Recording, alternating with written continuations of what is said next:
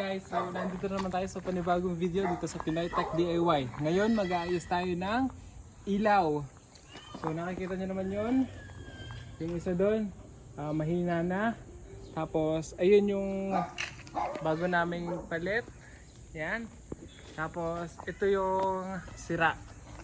Yan. So papalitan naman yan ng 7 watt na LED. Yan.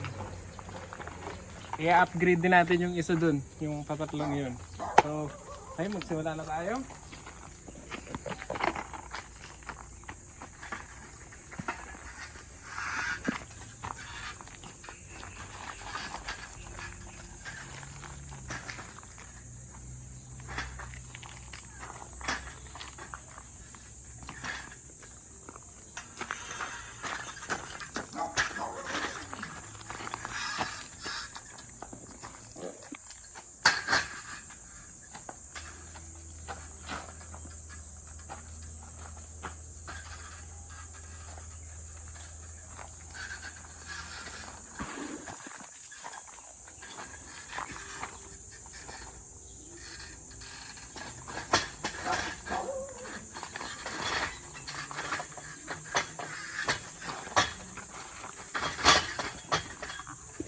Siguraduhin lang natin na pantay yan.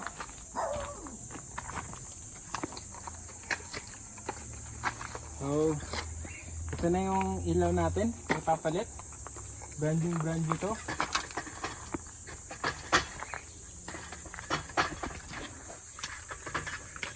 Dapat pag umakit kayo ng hagdan, iingatan nyo. Mag-iingat kayo. Kasi mataas to.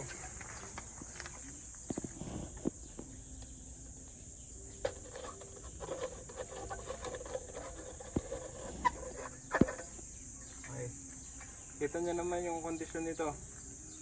Puro kalawang na. So, bagsak mamaya. Huwag natin ibabagsak. Sayang naman. Okay. Ilaw. Saba na tayo.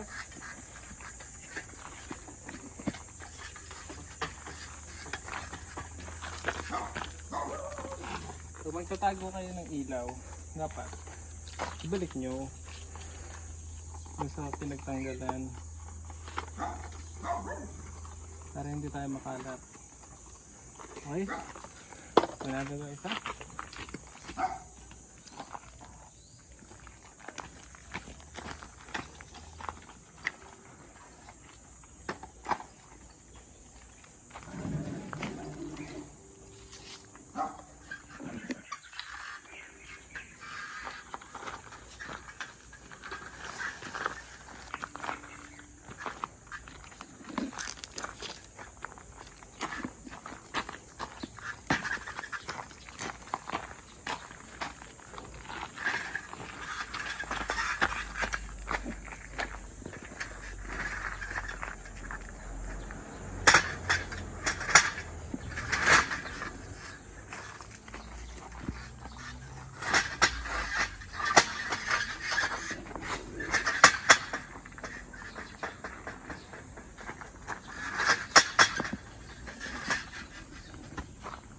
So dapat pag magpapalit din kayo ng ilaw, dapat papantayin nyo muna yung switch.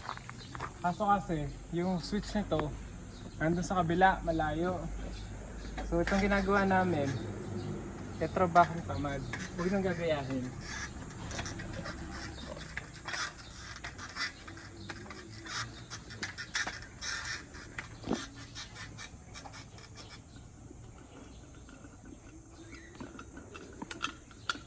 Puro kalawang na siya.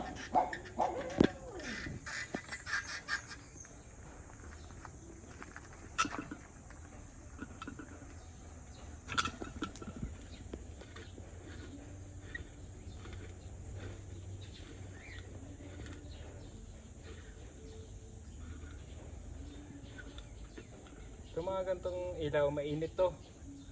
Kaya dapat konting ingat. Nagtatanggal. Okay. Mission accomplished. Bumaba tayo.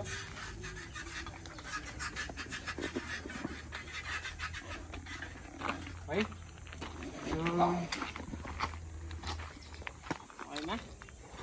So, kung nagustuhan niyo itong video na ito, click like, subscribe, and thank you for watching.